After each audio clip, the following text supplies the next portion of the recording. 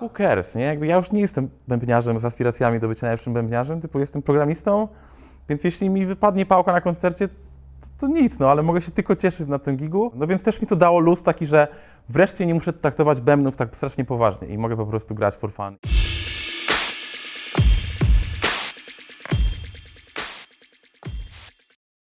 Witam w cyklu, w którym pokazujemy historię osób, którym z sukcesem udało się przebranżowić do pracy w IT. I teraz jedna z takich historii, historia Maćka. Cześć. Cześć Maciek. Maciek. I też z Radomia. Bez Radomia i Maciek też jest z Radomia. Co robiłeś, zanim zdecydowałeś się pracować w IT? No właściwie od 2008 roku pracowałem, można powiedzieć, jako muzyk zawodowo. Skończyłem szkołę jazzową, prawie skończyłem, nie broniłem się tylko. Szkołę jazzową na bębnach, no i potem właściwie starałem się, nie wiem, spełnić swoje marzenia jako muzyk, w sensie być na tych wielkich scenach, grać z artystami wielkimi. No wyszło jak wyszło, w sensie parę sukcesów się udało jakby zarejestrować. Jakich na przykład?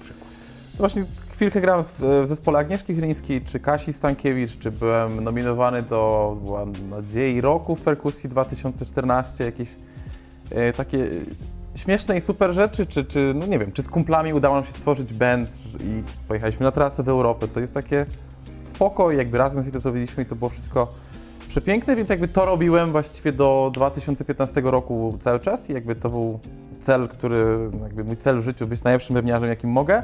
Potem trochę życie mnie ochłodziło, jakby ten zapał. Jakby symultanicznie zawsze do muzyki był u mnie sport. I w 2015 roku startowałem w zawodach kulturystycznych w kategorii do 70 kg i jakby to był taki moment, kiedy sport trochę przejął, w sensie sport trochę większą zaczął odgrywać rolę w moim życiu niż muzyka. I od 2015 roku pracowałem jako trener personalny do 2018 roku. Przez te 3 lata, no i potem zaczął się ten proces przebranżowienia do IT. I dzisiaj kim jesteś? Zostawmy to, kim wszystkim. byłeś. Jesteś wszystkim, jesteś alfą i omegą, ale w branży wszystkim. IT czym się zajmujesz dzisiaj? W branży IT. Jestem frontend deweloperem od stycznia. Mam przyjemność być frontend deweloperem w firmie Miquido. Programuję. Robię taki projekt wewnętrzny nasz firmowy, w który my jako pracownicy firmy Miquido rejestrujemy czas w ciągu pracy, na jakie taski poświęcamy, czy typu na przykład dla jakiego klienta, bo przypuśćmy, u nas deweloperzy często pracują w 3-4 projektach, więc no jakby ja rozwijam projekt, który jest odpowiedzialny za taki tracking czasu i wtedy na przykład my wiemy, dla którego klienta billować jakiś czas dewelopera, kto ma za to płacić i jakby to jest projekt, który my wewnętrznie rozwijaliśmy jako Miquido, a teraz zaczynamy wprowadzać subskrypcje i klienci będą mogli za to płacić, będą jakieś feature'y pro, feature'y takie podstawowe, no więc jakby apkę, którą my rozwinęliśmy dla siebie, teraz komercjalizujemy i będziemy wypuszczać na rynek. No ja jestem odpowiedzialny za cały frontend, właściwie jestem jedynym frontem w tym projekcie, który rozwijamy, żeby trochę wreszcie zrobić się na tym. Co takiego wpłynęło na decyzję, żeby tak bardzo zmienić kierunek płynięcia tego statku? Bo z grania z Chylińską do bycia front-end deweloperem wydaje się być daleka droga. I chyba jest. No właśnie, niby jest. W sensie patrząc na to tak z odległości, niby jest. Dla mnie to jest po prostu droga w kolejnej rzeczy, którą typu lubię robić i pniemy się do góry. No jakby nie patrząc, powiedzmy na bębnach też już coś tam kiedyś dokonałem, a potem byłem w sporcie, w którym startowałem od zera, a teraz jestem w IT, więc myślę, że to wspinanie się jest najfajniejsze i to jest to, co łączy te rzeczy. I ja na to nie patrzę jak na osobne procesy, tylko jak na jeden drive życiowy, który się składa z różnych epizodów. Dokładnie. Nie? To dlaczego ten epizod IT akurat? Myślę, że ilość znajomych, jakich miałem i które po prostu ludzie narzekają na pracę i miałem dużo znajomych, którzy są w IT i oni nie narzekali, oni byli szczęśliwi, oni robili nadgodziny ze szczęściem, znaczy z uśmiechem na twarzy. Myślę, że też to, że to można łączyć łatwo właśnie z muzą czy z innymi rzeczami, bo można podróżować. Właściwie tak jak na przykład ja teraz mam w firmie, mogę tak naprawdę pracować w nocy, czy mogę pracować w weekend. Ważne, żebym wykonał swoją pracę.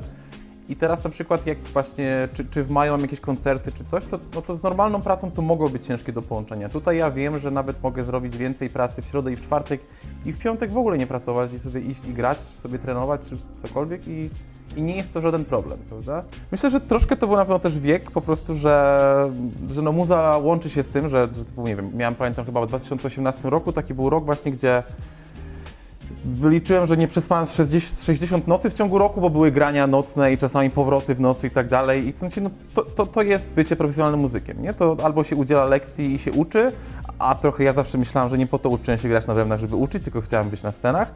Albo właśnie mamy te nieprzespane noce, nie ma nas w domu i to jest jakieś tam. Poza tym to też te finanse nie zawsze są pewne. Czasami ktoś zadzwoni, czasami nie zadzwoni, a czasem no po prostu nie ma roboty. Jak przed COVID wszyscy muzycy nagle leżeli, kwiczeli, więc ja też w idealnym momencie troszkę zacząłem to, zmieniłem ten zawód, no bo to był no to wtedy w marcu przed COVID i ja w czerwcu miałem pierwszą pracę w IT i odpada mi cała muzyczna robota, więc to było naprawdę, uratowało mi życie.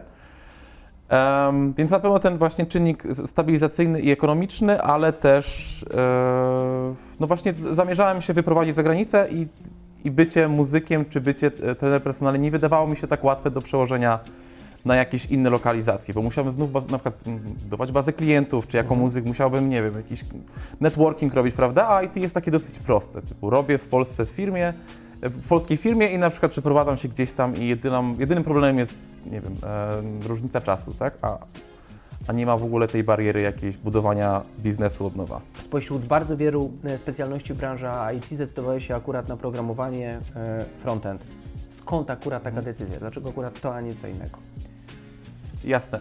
No tak jak wspomniałem gdzieś wcześniej o moich marzeniach właśnie mieszkania za granicą, to wtedy takim moim marzeniem właśnie było, aby albo mieszkać w Kapsztadzie w RPA, albo w Bangkoku w Tajlandii, gdzie jakby to były miejsca, w których się zakochałem gdzieś tam wcześniej i sprawdzałem po prostu w tych lokalizacjach na jakiś Craigslist tajskim czy afrykańskim, w których specjalizacjach jest najwięcej ofert pracy. I wydaje mi się, że po prostu to są lokalizacje, gdzie jakby to nie są jakieś najbardziej turbobezpieczne kraje, więc jest troszkę mniej na przykład korporacji z bankowością czy z czymś, jest mniej backendu, a jest dużo takich po prostu, bo ten front jest troszkę powiedzmy luźniejszy, taki bardziej wizualny, mniej taki no jakiś security czy coś, więc tam było więcej ofert tych pracy i to był czysto taki po prostu biznesowy. W sumie to nie mam pojęcia nic o programowaniu, więc jeśli mogę wyciągnąć jakieś wnioski, to był wniosek, na podstawie którego podjąłem decyzję. Jak wyglądał ten Twój proces przebranżawiania się? Czy to były jakieś kursy, jakieś szkoły, czy Twoja własna praca nad sobą, czy może i to, i to? Jak to wyglądało z Twojej perspektywy? Więc to się wszystko zaczęło właściwie byłem z koleżanką na kawie gdzieś w knajpie i ona właśnie pracowała nawet w tej firmie dokładnie, o której mówiłem, w Miquido, i mówiła, jak to jest super i tak dalej. Ja tak myślę, kurczę, teraz mam akurat, to była zima, to był jakiś grudzień i mówię, akurat jest poza sezonem muzycznym, mówię, a może sobie spróbuję, zrobię jakiś tam test predyspozycji, bo widziałem, że jest w sieci, to było w szkole programowania CodeCool. Ja mam teraz 3 miesiące wolnego, czemu miałbym na przykład sobie nawet nie pochodzić na ten kurs, żeby zobaczyć, nie? Więc to była taka ciekawość troszkę połączona po prostu z ilością czasu i chęcią spożytkowania go dobrze. Tak, i wtedy w grudniu jakby wypełniłem ten test predyspozycji, w styczniu wystartowałem z kursem, to był 2019 bodajże i byłem 4 miesiące na kursie CodeCool. Tam mieliśmy podstawy Pythona, troszkę Javy, więc takie powiedzmy backendowe języki.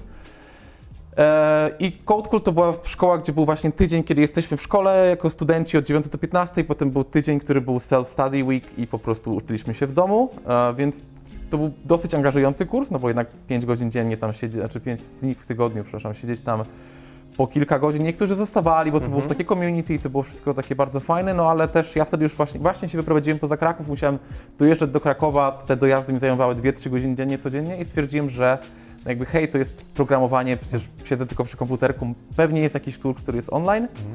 I odszedłem z CodeCoola w kwietniu, 2 miesiące próbowałem uczyć się na kursach typu Treehouse, kursach jakiś Udemy, tylko że mam wrażenie, że ten ogrom wiedzy programistycznej jest po prostu tak niezmierzony, że jakby ja czułem, że tracę motywację, nie? Że jakby jest tyle tego, a ja właściwie umiem jakieś 3 rzeczy, że jakby wiedziałem, że im dłużej będę szedł tą drogą, tym bardziej zwiększa się prawdopodobieństwo, że po prostu wycofam, nie? Bo nie wiedziałem, co robić, więc stwierdziłem, dobra, potrzebuję kursu, potrzebuję jakiejś struktury tej nauki. Czy on ci to usystematyzował w jakiś sposób? Albo nawet jakby ten kurs mi troszkę mówi, że zobacz Maciek, to jest to, co masz zrobić w tym tygodniu. I ja wiem, że jeśli to zrobię w tym tygodniu, to jest wystarczająco dużo pracy, żeby gdzieś tam iść do przodu, bo wierzę, że ta szkoła wie, co mówi i jakby mają jakieś tam sukcesy. A tak to ja zawsze oczekiwałem od siebie zbyt dużo, a nie potrafiłem tego wykonać i się zniechęcałem. I jak więc... długo trwał kurs? Kurs trwał 9 miesięcy, ten kodilowy, i jakby ten od początku do końca wykonałem tam z pracą końcową, czyli właściwie zacząłem go jakoś w lipcu, skończyłem marzec, kwiecień. Maciek, a kursy łączyłeś z pracą zawodową, z graniem, z trenowaniem, czy było tylko i wyłącznie to nic innego dookoła? Jasne, łączyłem, bo też ten kurs, jakby ja płaciłem po prostu raty i musiałem mieć jakieś pieniądze na te zarabiać po raty, prostu na musiałem nie. zarabiać. Miałem to szczęście, że no wtedy właśnie grałem w zespole weselnym i miałem cały sezon grań, więc co weekend to były typu 1, 2, 3 wesela czy jakieś poprawiny A w tydzień programowałeś, uczyłeś się cały tydzień programować. programowałem, tak, i jeszcze miałem 2 klientów na treningi personalne w tygodniu, z którymi po prostu trenowałem, czyli te miałem 6 godzin powiedzmy treningów w tygodniu, wesela w weekendy i cały tydzień starałem się poświęcić na tą kodilową. Jak wyglądała Twoja rekrutacja na to stanowisko, na którym dzisiaj jesteś? Jakby zdobycie pierwszej pracy, tak? Oczywiście już w programowaniu. W marcu 2020 skończyłem kurs i wtedy zacząłem szukać pracy i to był absolutnie najgorszy okres, bo akurat uderzył COVID i po prostu nagle ofert pracy było 50 razy mniej, zwłaszcza dla juniorów, których po prostu pracodawcy nie chcieli dać takiej możliwości, co było wtedy wymuszone pracy zdalnej, no bo jaką pierwszą pracę ma jakby w tym w ogóle biznesie, to jak ma wiedzieć, jak to robić. I teraz zajęło mi to 2,5 miesiąca, ja wysyłałem CV po prostu wszędzie, gdzie się dało. Było sporo takich zadań rekrutacyjnych offline'owych, które gdzieś dostawałem od firm i miałem je wykonać i odesłać, więc zawsze też te gdzieś dodawałem do mojego portfolio i stworzyłem sobie stronę swoją portfolio, gdzie wszystkie z tych projektów, które gdzieś tam robiłem, sobie zawarłem, żeby mogli sobie zobaczyć, jak to idzie. No i w czerwcu byłem na rozmowie rekrutacyjnej w Krakowie w firmie Projects. I tam miałem taką rozmowę wstępną, dostałem zadanie do domu, 2 dni na to zadanie i dostałem tą pracę. Dostrzegasz dzisiaj, jak patrzysz na siebie w środowisku programistów, różnicę pomiędzy Tobą, tym takim trochę samoukiem, a osobami, które były na studiach, jakby latami edukowały się po to, żeby być tu, gdzie są? Jasne, że tak. Jakby ja to czuję i to jest zawsze taki szacunek dla gości, którzy wiem, że skończyli studia informatyczne i tego się nie da przebić, bo my... Doświadczenie, myślisz, Twoje tego nie przebije kiedyś? Wydaje mi się, że, czy zależy od... Na przykład wydaje mi się, że mógłbym prawdopodobnie w perspektywie kilku lat być tech leadem i lidować rzeczy, bo jakieś właśnie... było nawet umiejętności miękkie, czy będę na tyle dobry we frontendzie. Natomiast jeśli chodzi może o jakąś architekturę, czy jakieś bardzo niskopoziomowe rzeczy, nawet jakąś algorytmikę, której ja nigdy nie miałem, ja miałem tylko w takim stopniu, żeby absolutnie była wystarczająca do tego, co muszę, ale nie wiem nic więcej. Natomiast po prostu jak widzę kolegów, którzy są po studiach, no to oni mają tak niskopoziomową wiedzę, że ja tylko znam to na górze, jak tego używać, a oni wiedzą, czemu tak jest, jak to po kolei się rozwijało i całą historię tego. I to jest coś, co nie codziennie, ale często się przyda, zwłaszcza w jakichś kluczowych decyzjach w firmie, uważam. Więc ja już na studia się nie wybiorę i jakby nie żałuję, że to jest bootcamp, bo po prostu byłem w stanie po roku już być na rynku pracy i zdobywać doświadczenie. No ale jeśli ktoś tylko może, to te studia są super, zwłaszcza, że często koledzy z tego, co słyszę, na drugim roku studiów już zaczynają pracę też, więc to jest 2 pieczenie na jednym ogniu trochę, no. Co było najtrudniejsze dla Ciebie w tym czasie? Tego przebranżawiania, tak nazwijmy. Znaczy myślę, że najtrudniejszym było to, że ja sam nie do końca wiedziałem, czym jest to programowanie jako taka praca, bo też ja nigdy nawet nie miałem żadnej pracy na etat czy zlecenie. W sensie ja zawsze po prostu albo grałem muzykę, albo byłem sobie szefem jako trener. Nigdy nie miałem właściwie szefa, więc nie miałem w ogóle pojęcia, z czym to się będzie jadło i chyba najtrudniejsze dla mnie było to, że czasami traciłem wiarę, że się z tym sprawdzę, że mi się to spodoba i stracę rok życia i dużo pieniędzy na coś, czego dalej nie będę jakby ciągnął, że po prostu tak, że to była jakaś chwilowa decyzja i potem będę jej żałował, a jest absolutnie odwrotnie, więc myślę, że to było coś, czego się bałem, bo nie bałem się tej pracy, nie bałem się jakiegoś tam wykonania tego wysiłku, bo to było nawet fajne, tylko po prostu, że mi się to nie spodoba i będę musiał uznać taką porażkę swoją. Mówiłeś, że w 2014 roku byłeś nominowany do nagrody, która ma wyróżniać muzyków w Polsce, że grałeś na największych scenach, a jako programista musiałeś zacząć jako junior, czyli na samym początku tej całej piramidy. Czeka Cię jeszcze bardzo dużo zresztą, Jasne. za to trzymam kciuki. Jak nie było to dla Ciebie bardzo dużym wyzwaniem, że trzeba gdzieś zejść trochę na dół tej piramidy, żeby znów wejść na górę? No rozumiem, ale no myślę, że starałem się, żeby gdzieś ego nie wchodziło tutaj w grę. Oddzielałeś to w jakiś sposób, tak? Tak, poza tym ja myślę, że mnie w jakiś sposób jara takie bycie adeptem trochę i właśnie taki grind po prostu, że się uczę a będąc juniorem ja musiałem tak naprawdę udowodnić, że jestem godzien tych jakichś pieniędzy, czy zatrudnienia, czy coś, jakby to dawało mi motywację i to bardziej mnie chyba cieszyło niż myślałem, że zostałem zdegradowany do jakiejś pozycji. Jakie jest z łączeniem takiej duszy artystycznej z programowaniem, czyli z czymś, co wymaga wiedzy wręcz matematycznej, takiego bardzo analitycznego, ścisłego myślenia o rzeczywistości? Troszkę może podejdę od innej strony do tego. Ja też na przykład zawsze jak grałem muzykę, to zawsze starałem się tą skomplikowaną, tam też było dużo matmy i dużo takiego myślenia analitycznego, bo gdzieś moją domeną był rock progresywny czy metal progresywny, więc dużo było tego, ale teraz jeszcze patrząc na to z drugiej strony, to jest jakiś kreatywny proces za każdym razem. Czyli przypuśćmy na przykład w muzie dostaję jakiś riff od kolegi, który jest gitarzystą i mam wymyślić partię bębnów, tak? Tutaj na przykład mam jakiś problem, że zrobić jakiś design i tak ma się to zachowywać na mobilnych, a tak ma być na przykład na tablecie i coś. I jest to jakiś problem, w którym ja się mierzę i też jest bardzo dużo dróg, które mogę przedsięwziąć, żeby dojść do celu. I dla mnie właśnie ten proces, w sensie on łączy to jak najbardziej i ja się czuję dokładnie w ten sam sposób, jakbym był za bębnami czy siedząc przy kodzie. Co łączy Maćka trenera, Maćka muzyka i Maćka programistę? Wiesz co, myślę, że ten drive po prostu do robienia nowych rzeczy, jakichś challenge'y i... A jakie umiejętności z tego okresu, kiedy głównie grałeś, przydają Ci dzisiaj? No myślę, że właśnie jakby zawsze myślałem w ten sposób, że jeśli chcemy być dobrym muzykiem, to musimy, nikt nad nami nie siedzi, nie mamy, troszkę tak jak w fitnessie. W fitnessie mamy trenera, mamy dietetyczkę, coś, w pewnych nie mamy tego. Jeśli ty się nie pójdziesz na salkę i nie będziesz siedział w tej piwnicy i robił tak zwanych dupo godzin, no to nie ma szans, no po prostu nie wybijesz się.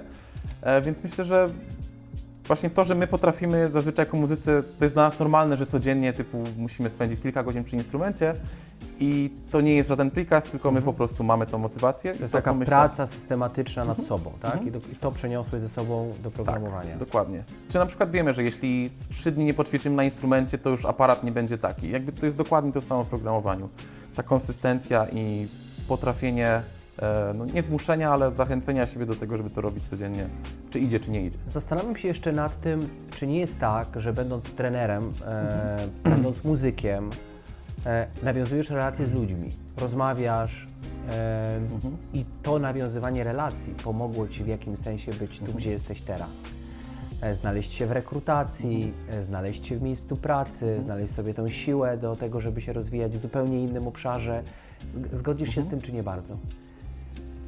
Czy bycie trenerem i ten kontakt z ludźmi? Myślę, że jak najbardziej. Myślę, że przede wszystkim, wiesz, nawet to, że teraz tu rozmawiam z Tobą, to pewnie gdybym nie był trenerem, tylko tym nerdem, który siedzi cały czas w salce i gra na bębnach, to bym nie potrafił, bałbym się nawet takich rzeczy, prawda? A myślę, że po prostu to obcowanie z ludźmi, kiedy na przykład miałem 7 treningów dziennie i każda godzina to był inny człowiek, inne historie, inne problemy i jeszcze to wszystko robimy na siłowni, gdzie gra techno, ludzie się pocą wokół Ciebie i tak dalej, to uczysz się pewnego, no nie wiem, nawet utrzymywania tej konwersacji, czy po prostu relacji i też daje Ci to tą pewność siebie, że jeśli przez 3 lata właściwie wszyscy klienci, z którymi miałeś kontakt, lubicie się, jest fajnie, to może jest okej.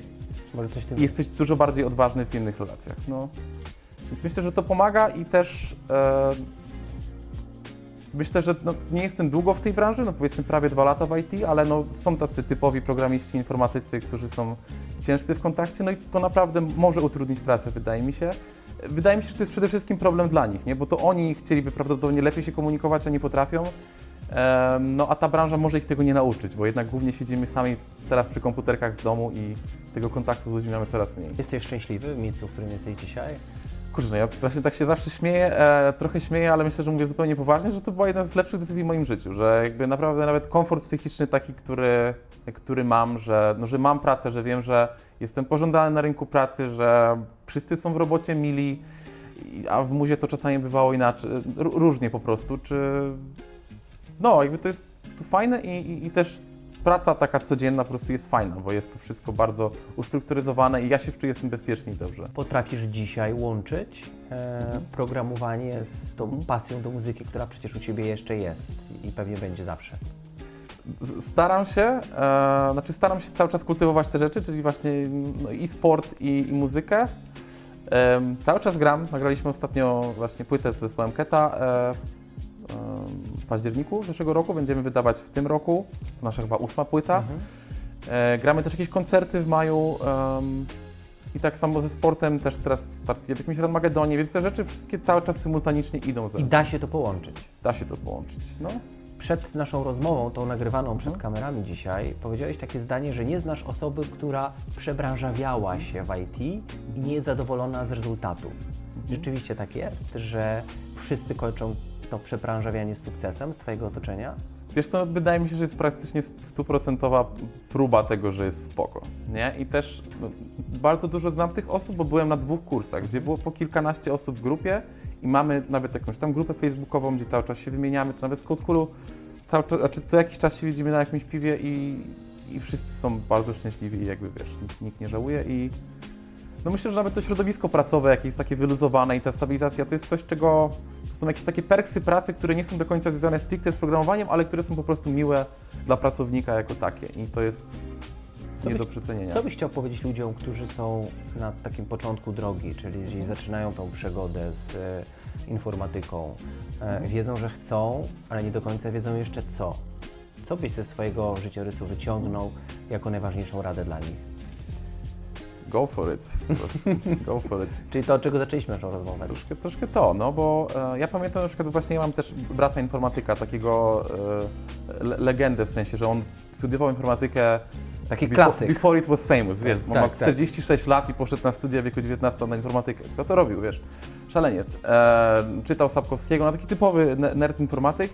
Ja na przykład byłem kolejnie powściągliwy w tym, żeby na przykład nie powiedzieć mojemu bratu Bartkowi, że idę tą ścieżką, bo bałem się, że ktoś mnie gdzieś tam zniechęci, że i ja właśnie, i myślę, że często słyszę to z ust innych ludzi, że właśnie to nie dla ciebie, bo ty nie miałeś do czynienia z matmą, a ja myślę, że to nie jest takie trudne, to jest miłe i fajne, w sensie praca w tej branży i niczyje zdanie, że właśnie my robiliśmy coś, więc teraz my nie jesteśmy idealni do tego, nie powinno mieć dla nas znaczenia. Więc jeśli myślimy, że ktoś wyrazi swoją opinię, to lepiej tego nie mówić, po prostu musimy spróbować i mam nadzieję, że to okaże się dobrym wyborem. I gdzie widzisz siebie za parę lat? Czy w ogóle budujesz takie przewidywania dotyczące swojej przyszłości czasami? Wiesz co, no mam nadzieję, że wszystkie te 3 ścieżki, może przyjdzie jakaś 4. ścieżka, może będę fryzjerem, nie wiadomo. Wiesz, będą szły symultanicznie i będą się, mam wrażenie, już mając te 30 parę lat, widząc jak to się dzieje, że w różnym etapie życia one będą miały różną wagę i będę różnie Ale każda poświęcał czas. coś wyciąga z tej wcześniejszej, prawda? Dla Tak. siebie z jakiegoś takiego doświadczenia wcześniejszego.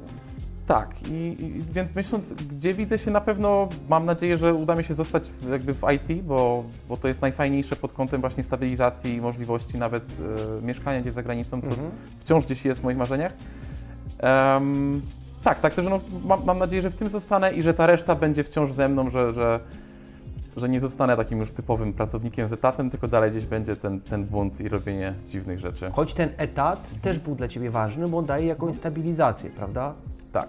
Tak, ja myślę, że nawet ostatnio grałem po COVID-zie, bo nie grałem koncertów bardzo długo i grałem jakiś koncert, pamiętam po COVID-zie, to było w lipcu zeszłego roku i pamiętam nawet to swoje uczucie na koncercie, że pierwszy raz się tak strasznie cieszyłem, nie martwiąc się na przykład, czy ktoś nie widzi i się nie pomyliłem, bo na przykład stracę robotę albo ktoś nie zadzwoni, nie? Czyli dać taką stabilizację i taki komfort trochę pracy. Who cares, nie? Jakby ja już nie jestem bębniarzem z aspiracjami do bycia najlepszym bębniarzem, tylko jestem programistą, więc jeśli mi wypadnie pałka na koncercie, to nic, no, ale mogę się tylko cieszyć na tym gigu. I nie wypadła. Wypadło parę razy, ale Wypadło jakby parę razy. uśmiech nie zszedł mi z twarzy i wiesz, i jakby, no więc też mi to dało luz taki, że wreszcie nie muszę traktować bębnów tak strasznie poważnie i mogę po prostu grać for fun i wiesz. Do tego Ci życzę, żeby Ci ten uśmiech z tej twarzy nie schodził. Pewno, aby tak było.